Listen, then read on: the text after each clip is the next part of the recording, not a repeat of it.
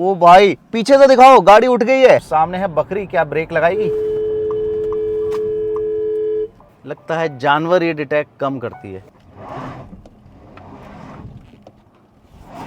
सिर्फ 17.5 लाख रुपए में देसी लैम्बोर्गिनी उरुस आ गई है। ऐसा मैं नहीं कह रहा हूं, टाटा की कर्व को देखकर सोशल मीडिया पर जनता ये बात कह रही है। ये है टाटा कर्व का इलेक्ट्रिक वर्जन, जिसको सबसे पहले लॉन्च किया गया है और आज हम इस गाड़ी को चलाने वाले हैं। तो भाइयों, इस गाड़ी के जो फीचर्स की लिस्ट है, इसके लुक की बात है, सारी चीजों की डिटेल को लेकर एक वीडियो हम ऑलरेडी बना चुके हैं।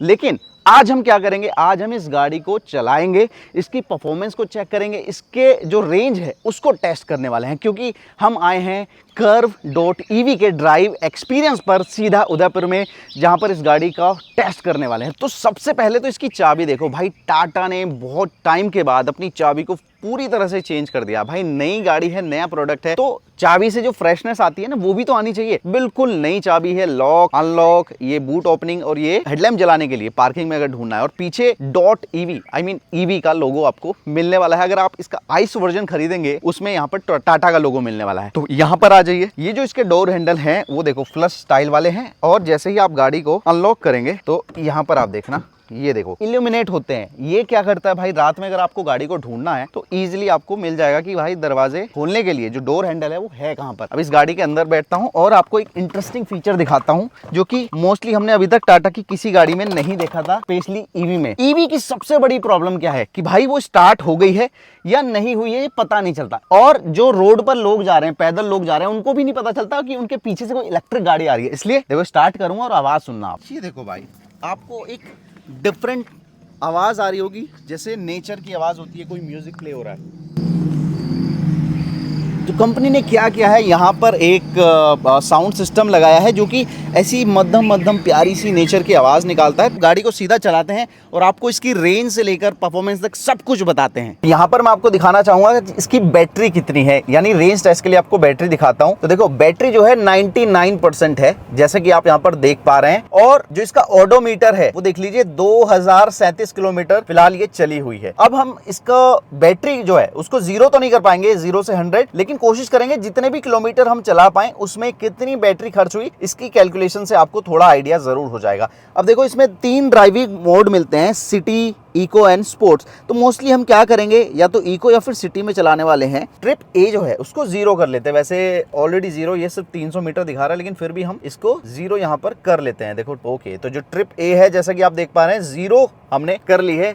अब अपने सफर को करते हैं शुरू। उसके लिए सिंपली आपको डी मोड पर जाना है, इलेक्ट्रॉनिक जो पार्किंग ब्रेक है उसको हटाना है, ऑटो होल्ड का भी फीचर मिलता है, उसको आप दबा भी सकते हैं, नहीं भी, और धीरे धीरे गाड़ी चलना होगी शुरू। अब ये वाला जो साउंड था जो मैंने आपको बाहर सुनाया था, ये तब तक काम करेगा जब तक कि ये गाड़ी 20 kmph की स्पीड तक नहीं पहुंच जाती, यानी पैदल लोगों के लिए ही ये काम का है। जैसे ही 20 से बाहर गाड़ी से साउंड आना हो गया है बंद। तो भाई उदयपुर में हम चला रहे हैं, उदयपुर की सिंगल लेन वाली सड़कों पे। और सबसे पहले मैं आपको बताता हूँ बैटरी पैक के क्या ऑप्शन मिलते हैं। 2 बैटरी पैक के ऑप्शन है, 55 किलोवाट आवर और 45 किलोवाट आवर। जो छोटा बैटरी पैक है वो आपको 502 किलोमीटर की क्लेम रेंज ऑफर करता है, और जो बड़ा बैटरी पैक है जो कि हम चला रहे हैं उसमें कंपनी कह रही है 585 किलोमीटर की रेंज आपको मिलने वाली है। लेकिन टाटा ने खुद ये भी बताया कि रियल वर्ल्ड सिनेरियो में आपको कितनी रेंज मिल सकती है। कंपनी कह रही है कि 400 से 425 किलोमीटर की रेंज आप पा सकते हैं अगर आप नॉर्मल ड्राइव करते हैं, ठीक से ड्राइव करते हैं। ये देखो भाई, आप सामने ना बहुत तगड़ी तगड़ी ऊंचाई है,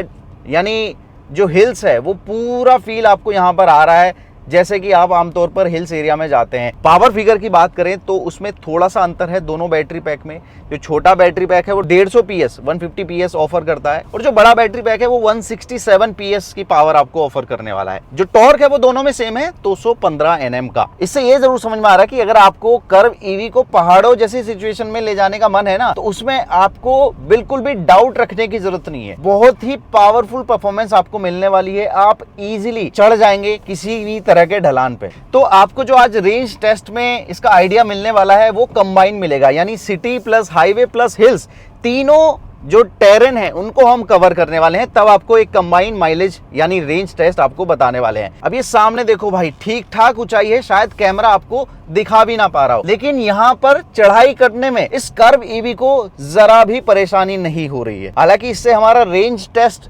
जरूर इफेक्ट होने वाला है भाई। पेट्रोल या डीजल गाड़ी में अगर आप मैनुअल चलाते हैं तो आपको थोड़ा गियर शिफ्टिंग की प्रॉब्लम रहती है, लेकिन यहाँ पर वो प्रॉब्लम भी नहीं आने वाली है। और एक जो स्मूथ कंटिन्यूअस पावर डिलीवरी आप एक्सपेक्ट करते हैं वही यहाँ पर आपको मिल रही है। बहुत तगड़ा ढलान है भाई, ये देखो। हैंडलिंग भी यहाँ पर हमें कर्व पर पूरा पता चल रही है कि भाई ऐसे कट्स पर कैसी हैंडलिंग है। बहुत ही शानदार फीडबैक है, स्टीयरिंग का कह लो या फिर सस्पेंशन का कह लो। मैं आपको ये भी दिखाना चाहूंगा हम कहां से निकल के आ रहे हैं। वो देखो, वो जो दिख रहा है ना, उधर से आ रहे हैं हम, ये देखो। और देखो पहाड़ों पर जो एक फीचर बहुत ज्यादा काम आता है वो भी दिखा देता हूं। ये देखो, ये है ना ऑटो होल्ड का फीचर। अभी क्या है, मैंने ब्रेक पर पांव रखा हुआ है लेकिन मैं छोड़ भी देता हूं। देखो ये मैंने ब्रेक से पांव हटा लिया है, अभी कुछ सेकंड के लिए गाड़ी पीछे जाएगी ही नहीं। ठीक है, ये जो फीचर है ना, ये आपके बहुत काम आता है, स्पेशली हिल्स के एरिया में। अभी जब मैं एक्सीलेटर पे पांव रखूंगा तभी ये गाड़ी आगे चलने वाली है। देखो अब ये गाड़ी आगे चली है, तो ये फीचर बहुत काम आता है भाई।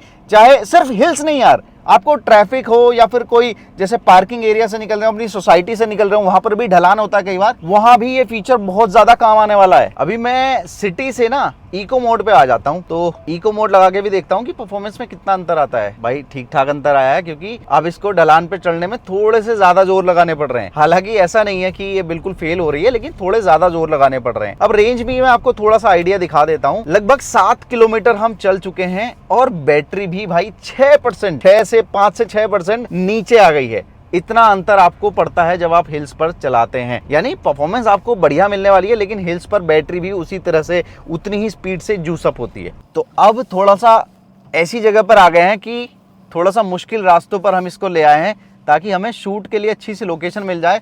और देखो ऊबड़ खाबड़ जगह है, जिससे हमें ये भी आइडिया हो जाएगा कि अगर थोड़े मुश्किल रास्ते हैं वहां पर ये कैसा परफॉर्म करेगी। आपको इसका ग्राउंड क्लियरेंस भी बता देता हूं भाई, 190 mm का इसका ग्राउंड क्लियरेंस है। तो यहाँ पर आप देखिए कि थोड़ी टूटी फूटी सड़क है, अजीब सी सड़क है। यहाँ पर हम थोड़ा सा इसको देख रहे हैं कि परफॉर्मेंस वाइज कैसी है। जैसे सामने एक गड्ढा है, उस गड्ढे में अगर हम थोड़ा सा इसको निकाल के देखें तो यहाँ पर हम थोड़ा सा देखते हैं इसको। हालांकि डीप ऑफ रोडिंग नहीं करने वाले हैं कि भैया बहुत तगड़े तगड़े गड्ढों में, लेकिन नॉर्मल जो कंडीशन किसी के भी सामने आ सकती है अगर वो हिल्स पर है, उसे हम ट्राई कर रहे हैं। जैसे ये गड्ढा है, देखो सामने भी 2-3 गड्ढे हैं, तो अगर इसमें हम इसको ले जाकर देखें, ओए होए होए, बहुत तेजी से भाग रही है भाई, इसको तो रोकना पड़ रहा है। इससे आगे ले जाना ठीक नहीं है मेरे ख्याल से। और इन गड्ढों को देखने में मेरी मदद कर रहा है इसका ये 360 डिग्री कैमरा। ओ भाई पीछे से दिखाओ, गाड़ी उठ गई है। हाँ भाई, वैसे मैंने पार्किंग ब्रेक लगा दिए, तो आई होप कि गाड़ी आगे तो नहीं जाएगी। भाई यहाँ पर क्या क्या है। चलो भाई, मुझे तो पूरा भरोसा है कि यहाँ से निकल जाएगी, लेकिन ट्राई करके देखते हैं। कि देखो दरवाजा भी इतने ढलान पे है कि खुलते हुए जोर लगाने पड़ रहे हैं। ब्रेक पर रखा पाऊं, सीट बेल्ट लगाई और धीरे से हम इसको यहाँ से निकालते हैं। स्टार्ट, धीरे धीरे धीरे धीरे धीरे धीरे। ओ ओ ओ भाई, ये तो बड़ी आसानी से निकल रही है। ओ भाई, इसको तो पता ही नहीं चला यार, इसको कुछ पता नहीं चला। ये तो कितने आराम से निकल गई, मतलब बहुत बड़ा गड्ढा था यार। तो आगे थोड़ा और मुश्किल रास्तों पर लेके जाते हैं भाई। ये लो, तो अब है वापसी की तैयारी।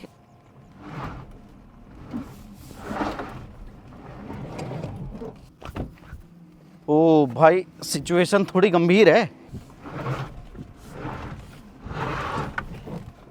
को ऐसे तो ये गाड़ी चल नहीं पा रही, स्लिप हो रहा है। अब हम ट्राई करने वाले हैं कि थोड़ा ऐसे चलाएं। अब मुझे डर है कि भाई कहीं टाटा वालों को ना बुलाना पड़े। भाई अभी पीछे खिसक गई थी, पीछे से भाई से थोड़ा सा पुश लगवाया है। ओके भाई, अब नेक्स्ट ट्राई करते हैं, यहाँ से उतार के देखते हैं तब क्या होता है। भाई मतलब ढलान पे नीचे तो उतार ली, लेकिन अब चढ़ाने में भाई पूरी फट रही है। लेट्स ट्राई, इधर ही ले जाऊँ ना। ओके, प्रॉब्लम ये हो रही है ना, गीली है सब कुछ, फिसलन हो रही है। एंड निकाल दी। लेकिन असली चैलेंज है आगे कि क्या वहाँ चढ़ पाएगी। आओ ट्राई करते हैं। क्योंकि इसको ना यहाँ पे ट्रैक्शन मिल गया, ओ हट जाता हूँ पाछण कर्व ईवी आ रही है रे। स्पीड से आगे बढ़ते हुए एंड ओ मैं मेन रोड पे आ गया हूँ। कर दिखाया, कर्व ने कर दिखाया भाई। मेरी सच बोल रहा हूँ हार्ट बीट बढ़ गई थी। मुझे लग रहा था कि भाई टाटा की टीम को बुलाना पड़ेगा कि भाई साहब मुझसे गलती हो गई है कि मैं इसकी ऑफ रोडिंग करने लगा और प्लीज़ मेरी गाड़ी निकाल दीजिए। ऐसे मैं सोच रहा था, लेकिन इसने भाई इज्जत बचा ली है। अब चलते हैं हाईवे पे, वहाँ पर चीज़ों को टेस्ट करते हैं। सो अभी हम अपनी लोकेशन से निकल गए हैं। अभी हम सर्च करने जा रहे हैं कि कोई हाईवे हमें मिले, बिकॉज हिल्स का हम ऑलरेडी जितना एक्सपीरियंस करना था वो कर चुके हैं। आपको ओडोमीटर ट्रिप मीटर में दिखाना चाहूँगा भाई। ये जो गाड़ी है 10 किलोमीटर चल चुकी है, 9.8 किलोमीटर चल चुकी है और फिलहाल हम ये देखिए नीचे जा रही है गाड़ी, डाउनहिल जा रही है। तो यहाँ पे जो रीजन मोड मिलता है ना, उसकी वजह से ये गाड़ी लगातार चार्ज भी हो रही है। तो रीजन लेवल 2 मैंने इस टाइम किया हुआ है और बैटरी फिलहाल जो है 91% बची है, यानी 8% बैटरी हम खर्च कर चुके हैं। गाड़ी कैसी है? अच्छी है। हाँ। ये क्या है? ये तो ओके, ये लो,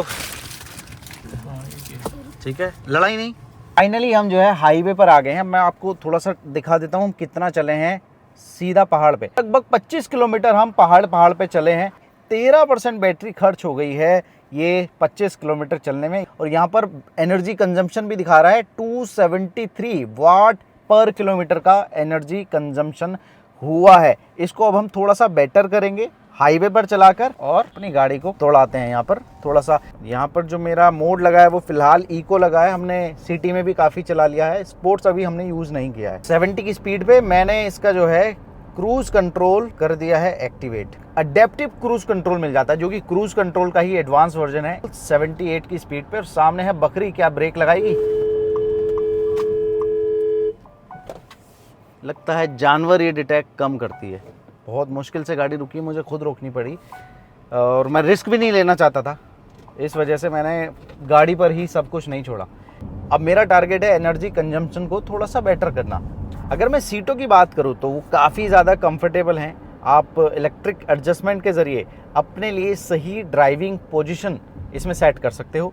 हालांकि मेमोरी फंक्शन नहीं दिया गया है, लेकिन वेंटिलेशन ज़रूर मिल जाता है, जो गर्मियों के मौसम में आपको बहुत ज़्यादा काम का साबित होगा। इस तरह के कर्व जो आ रहे हैं, शार्प टर्न्स आ रहे हैं, वहाँ पर स्टीयरिंग फीडबैक काफ़ी अच्छे से काम कर रहा है और मैं 80 की स्पीड पे भी इस तरह के टर्न्स ले पा रहा हूँ। यानी रास्ता अच्छा होगा तो ये गाड़ी आपको पूरा कंफर्ट देने वाली है। एडैस की वजह से ये जो बोर्ड लगे हुए हैं सामने देखो आप, 40 की स्पीड ये बता रहा है कि इस रोड पर 40 की स्पीड है। अब वही बोर्ड आपको मेरे डिस्प्ले में नज़र आएगा। ये देखो बार बार ये इंडिकेट करेगा कि यहाँ रोड पर जो स्पीड लिमिट है वो 40 kmph की है। तो जो लोग बोर्ड को, साइंस को इग्नोर कर देते हैं, उनको समझाने के लिए भी ये डिस्प्ले में लगातार इंडिकेशन देता रहेगा। इसके अलावा ब्लाइंड स्पॉट मॉनिटरिंग दी गई है, यानी पीछे से कोई व्हीकल आ रहा है तो उसका इंडिकेशन भी आपको मिल जाएगा। इमरजेंसी ब्रेकिंग दी गई है, यानी एडास के जो 20 फीचर्स इसमें मिलने वाले हैं, lane keep assist, lane departure warning, ये सारे फीचर्स कुल मिलाकर आपकी जो एक्टिव सेफ्टी है उसको बेहतर बनाते हैं। साथ में आपको फीचर लोडेड कैबिन तो मिलता ही है। 12.5 इंच का डिस्प्ले है। ये जो डिस्प्ले है इसका मतलब इसमें कोई बड़ी शिकायत अभी तक नहीं नजर आई, क्योंकि नेक्सॉन में भी सेम तरह का मिलता है, हैरियर में है, सफारी में है। तो ये डिस्प्ले जो है बहुत कोई माइनर प्रॉब्लम हो तो हो, लेकिन कोई बड़ी प्रॉब्लम अभी तक इसमें नज़र नहीं आई है। भले आप टच रेस्पॉन्स की बात करो, इसके जो इनबिल्ट फीचर हैं उनकी बात करो, सारे फीचर्स अच्छे से काम करते हैं। Wireless Android auto, Apple CarPlay इसमें ऑलरेडी दिया गया है और एंड्रॉयड ऑटो देखो ये कनेक्टेड भी है, अच्छे से काम करता है। वॉइस के ज़रिए भी आप बहुत सारे काम इससे करा सकते हो, जैसे कि अगर मुझे सनरूफ खोलना है तो मैं बोल सकता हूँ चलती हुई गाड़ी में, हेलो टाटा ओपन सनरूफ। यानी मुझे ध्यान भटकाने की कोई ज़रूरत नहीं है, ना ये ढूंढना है कि कहाँ पर बटन है, कैसे दबाना है। बंद करने के लिए भी आप यही काम कर सकते हो, हेलो टाटा सनरूफ बंद करो, और इस तरह से एक आवाज़ पर ये आपका काम करने वाली है। देखो परफॉर्मेंस वाइज अगर मैं बात करूँ तो कंपनी कहती है कि 55 किलोवाट आवर की बैटरी वाला जो वर्जन है वो 0 से 100 8.6 सेकंड में चला जाएगा, जबकि जो दूसरा वाला है छोटा बैटरी पैक, उसको ये काम करने में 9 सेकंड लग जाएंगे। तो ये जो टाइमिंग है ये मुझे लगता है काफ़ी अच्छी है। अगर आपको ओवरटेकिंग वगैरह करनी है उसके लिहाज से ये जो क्विक रिस्पॉन्स है ये आपके बहुत काम आता है।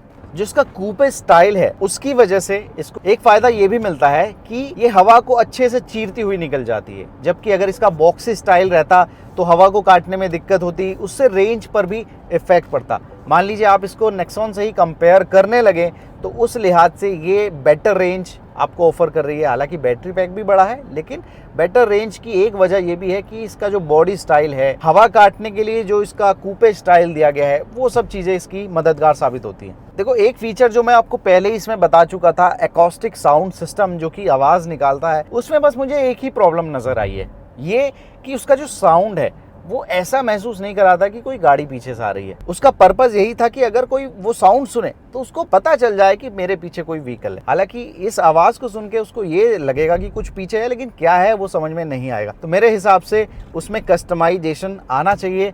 और जब टाटा की टीम से मेरी बात हो रही थी तो उनका भी यही कहना है कि वो इस चीज़ पर काम कर रहे हैं कि इस साउंड को ना कस्टमाइज़ किया जाए, या तो एग्जॉस्ट जैसी आवाज़ आए, तो वो अगर हो जाए तो वो एक कमी भी इसमें दूर हो जाएगी। तो हम ट्राई करते हैं कि अगर हम इसको, पहले तो मैं स्पोर्ट्स मोड लगाता हूँ। देखो, अभी इको है, स्पोर्ट्स ड्राइव मोड एक्टिवेटेड। अब ओके ओके ओके, ये तो रॉकेट बन जाती है स्पोर्ट्स मोड लगाते ही। सच में मैं 100 चल रहा हूँ और बिल्कुल ऐसा महसूस नहीं हो रहा कि पलक झपकते ये 100 पे पहुंच गई है। सीरियसली मैन, मतलब स्पोर्ट्स मोड में सच में वो बात है। अभी ब्रेकिंग को और टेस्ट कर लेते हैं। 100 पे मैं इस समय चल रहा हूं। देखो, ब्रेक लगाता हूं। वाव वाव, एक चीज और मैंने नोटिस की है कि जैसे ही मैंने 100 पर ब्रेकिंग की, यानी अचानक से ब्रेकिंग की, इसके जो हैजार्ड लैंप है वो जलने लगे। आप हार्ड ब्रेकिंग कर रहे हैं उसके बाद भी ये ना अनस्टेबल नहीं हो रही है। आप पूरे कॉन्फिडेंस के साथ 100 पर इसके साथ ब्रेकिंग कर सकते हो भाई। मुझे सच में महसूस नहीं हो रहा था, मतलब मुझे यकीन नहीं था कि इतनी तगड़ी ब्रेकिंग ये करने वाला है। थोड़ा सा डिस्टेंस ज़रूर लेता है गाड़ी को रोकने में, 100 से 0 पे लाने में, लेकिन वो आपकी सेफ्टी के लिए ऐसा होता है। अगर वो तुरंत ब्रेकिंग करेगा तो गाड़ी अनस्टेबल हो जाएगी। थोड़ा सा टाइम लेता है, लेकिन क्या ज़बरदस्त स्टेबल तरीके से ब्रेकिंग की है। सच में वेरी इंप्रेसिव। अब वापस मैं लगा देता हूँ इसको, कहाँ, इको मोड पे, क्योंकि स्पोर्ट्स चला लिया, थोड़ा सा मैनेज कर लेते हैं। इको मोड पे मैंने लगा दिया है।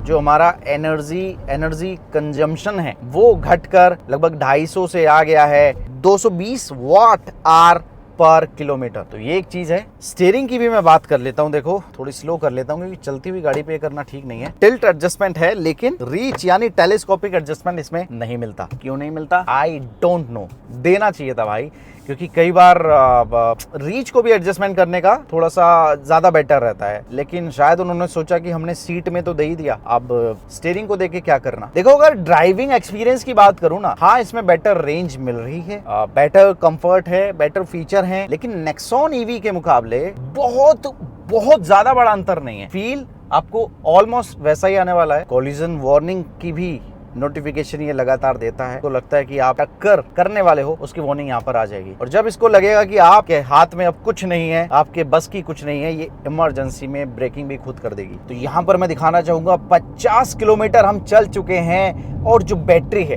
वो भाई 81% रह गई है, यानी कि हमने 18% बैटरी खर्च कर दी है 50 किलोमीटर चलने के लिए। भाई देखो, लगभग 1% में 3 किलोमीटर से हम थोड़ा सा पीछे हैं। यानी अगर ये 54 होता तो हम कह सकते थे कि 1% बैटरी में हम 3 किलोमीटर चल रहे हैं। तो इट्स ए गुड साइन। अभी हम पहाड़ों पे भी चला के आए हैं, उस हिसाब से देखें तो भाई काफ़ी अच्छा हमें जो है रेंज मिल रही है। हम अभी भी और चला के देखेंगे, तब एग्जैक्ट आपको बताएंगे कैलकुलेट करके कि भाई कितनी रेंज अप्रॉक्स मिल सकती है। फिलहाल का जो रेशियो है वो लगभग 3 का बना हुआ है, 1% बैटरी में 3 किलोमीटर। देखो, अगर बात सस्पेंशन की करें तो कई जगह पे मुझे ऐसा ज़रूर लगा है जहाँ पर तेज झटके थे कि आवाज़ थोड़ी सी ज़्यादा आई है। अब पर्टिकुलर इस गाड़ी के साथ है या वो झटके ज़्यादा बड़े थे, क्योंकि ऐसा 2 झटकों पे हुआ कि ऐसा लगा कि यार कुछ डैमेज तो नहीं हो गया, ऐसी आवाज़ मुझे आई है। हालांकि टाटा से सस्पेंशन के मामले में शिकायत रहती नहीं है, तो मैं फुल्ली तरीके से 100% श्योर नहीं हूँ कि वो सस्पेंशन की कमी थी या झटका ही बड़ा था। बाकी ऐसी रोड पर अगर आप चला रहे हो फिर तो आपको मलाई जैसा लगने ही वाला है। झटकों वाली रोड पे भी एक बार हम आपको चला के दिखा देंगे। बाकी ऑफ रोडिंग का थोड़ा सा झलक आप ऑलरेडी देख चुके होंगे, लेकिन वहाँ पर हमने सस्पेंशन के नज़रिए से नहीं, ऑफ रोडिंग के कैपेबिलिटी के नज़रिए से इसको चेक कर रहे थे। तो दोस्तों माउंटेन्स, तो दोस्तों पहाड़ और हाईवे के बाद अब हम ऐसी जगह पर चल रहे हैं जहाँ थोड़ा थोड़ा ट्रैफिक हमें मिल रहा है। ये देखो गाड़ी लगातार बीच बीच में ब्रेकिंग का, ओके, अचानक से ब्रेकिंग में ना कई बार ऐसा लगता है, आवाज़ ऐसे आने लगती है कि भाई बात हाथ से निकल जाएगी, लेकिन एक इंच से ये हमें हर बार बचा लेती है। तो देखो यहाँ पर थोड़ा थोड़ा ट्रैफिक है, यानी सिटी ट्रैफिक जिसको हम बोल सकते हैं। थोड़ा थोड़ा सिटी वाली फील नहीं आ रही होगी, लेकिन ट्रैफिक वैसा ही है जैसा कि सिटी में आमतौर पे रहता है। बम्पर टू बम्पर तो नहीं कहेंगे, बट हाँ बीच बीच में ब्रेकिंग करनी पड़ रही है। तो तीसरी जो कंडीशन जो लोग आमतौर पे ड्राइव करते हैं वो हमारे सामने इस समय चल रही है, यानी मिक्सअप पूरा होके आपको रेंज टेस्ट मिलने वाला है। क्योंकि सामने झटके हैं, तो मैंने तो अपना एक्सपीरियंस बता दिया। जब पीछे कोई बंदा बैठे उसको कैसा लगेगा, कैसा लग रहा है? पीछे भी कंफर्टेबल है, एसी वेंट है, चार्जिंग सॉकेट है, सब कुछ है। झटकों में कैसा लग रहा है ये बताओ? झटकों में बहुत कंफर्टेबल फील होता है, लेकिन जब ब्रेकिंग होती है बिना सीट बेल्ट के आगे पहुंच जाते हैं। तो ये तो गलती आपकी हुई ना मियाँ। Let's see sound. ये देखो आई आपको आवाज, ये देखो फिर से, ये जो साउंड है इसकी बात मैं कर रहा था। अब आपके दो बड़े सवालों के भी जवाब देते हैं। नंबर एक कि भाई जब कंपनी के पास पहले से नेक्सॉन थी, फिर इस कर्व को लाने की क्या जरूरत थी?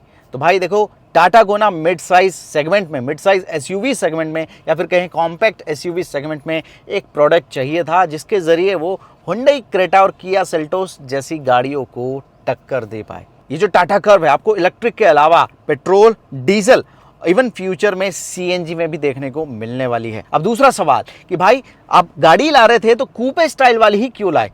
तो इसके जवाब में टाटा मोटर्स के एमडी शैलेश चंद्रा ने जवाब दिया है कि देखो, जो कूपे स्टाइल है वो एक लग्जरी सेगमेंट में आने वाला स्टाइल था, डिज़ाइन था। इसके अलावा ग्लोबल मार्केट में भी इसकी काफ़ी डिमांड रही है।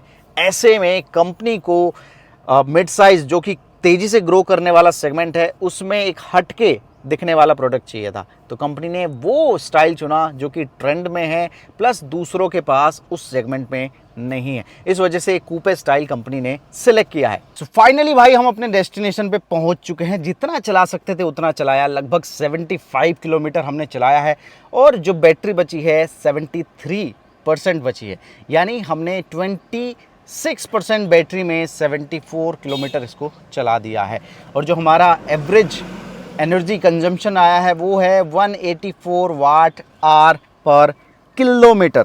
अगर हम डिवाइड करें परसेंटेज के हिसाब से देखना चाहें तो हम चले 75 किलोमीटर इन 26%, यानी भाई लगभग वही रेशियो आता है, लगभग 3 किलोमीटर का। तो लगभग वही रेशियो आ रहा है 3 किलोमीटर पर परसेंटेज, यानी 1% में लगभग 3 किलोमीटर चल रही है। लेकिन अभी बात यह है कि हमने इसको लगभग 25 किलोमीटर चलाया है माउंटेन में, हमने उसके बाद लगभग 40 किलोमीटर इसको हाईवे पे चलाया, उसके बाद जो किलोमीटर हैं 20-25 किलोमीटर वो हमने इसको सिटी ट्रैफिक में चलाया है, यानी जहाँ पर हमें बार बार ब्रेकिंग करनी पड़ रही थी। यानी अगर आप इसको हाईवे पर चलाते हैं तो मैं मान के चल रहा हूँ कि 4 का रेशियो ज़रूर आ जाएगा, यानी 400 किलोमीटर ये चल जानी चाहिए अगर आप प्रॉपर तरीके से इसको हाईवे पर चलाते हैं। थोड़ा बहुत सिटी यूज़ करते हैं।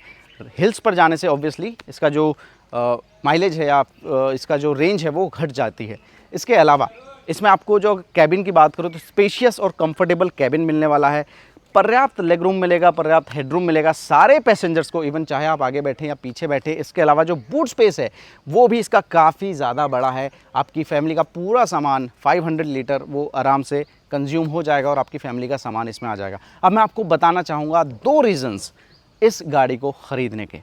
नंबर पहला रीज़न इसका जो प्राइस पॉइंट है, भाई इसके प्राइस को बिल्कुल ऐसे रखा गया है कि आप पेट्रोल गाड़ी का ऑटोमेटिक वर्जन खरीदने चाहें तो उसमें आपको डाउट ना हो कि यार मैं ईवी में एक्स्ट्रा पैसे तो खर्च नहीं कर रहा हूँ, बिकॉज ऑन रोड जो कीमत है वो बहुत बड़ा डिफरेंस नहीं आने वाला है अगर आप पेट्रोल ऑटोमेटिक इस सेगमेंट की कोई गाड़ी लेते हैं, स्पेशली अगर हम टॉप मॉडल्स की बात करें।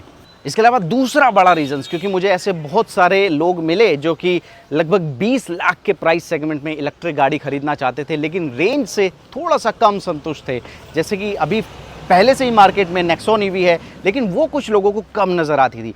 जिनको ज़्यादा लंबा चलना है तो वो एक्सपेक्ट करते थे कि कोई ऐसी गाड़ी आए जो कि 400 450 किलोमीटर चल जाए तो मौज आ जाए। तो भाई ऐसे लोगों के लिए फाइनली ऑप्शन आ गया है, ये है कर्व ईवी, जो कि लगभग आपको 400 किलोमीटर की रेंज देने के लिए कैपेबल है। तो इस वीडियो में इतना ही भाई। जो जो चीज़ें मुझे अच्छी लगी वो मैंने बताया, जो बुरी लगी वो भी आपको इस वीडियो में मैंने दिखा दिया है। मेरे नज़र में भाई काफ़ी स्टाइलिश डिज़ाइन है, फीचर लोडेड है, everything you are getting, everything you want in a 20 lakh rupees car, 22 lakh rupees car. तो वो सारी चीज़ें इसमें प्रॉपर मिल रही हैं। बाकी थोड़ी सी नया प्रोडक्ट है, एक दो कमियां होंगी तो मुझे लगता है वो समय के साथ ठीक कर दी जाएंगी। इस वीडियो में इतना ही। Thank you so much. हमारे और जो वीडियोस हैं वो भी देख सकते हैं आप, जो इस पर गाड़ी पर हमने बनाए हैं। इंस्टाग्राम पर हमें फॉलो कर सकते हैं, जहां पर आपको काफ़ी ज़्यादा इंटरेस्टिंग कंटेंट देखने को मिलता है। Thank you so much. Bye bye.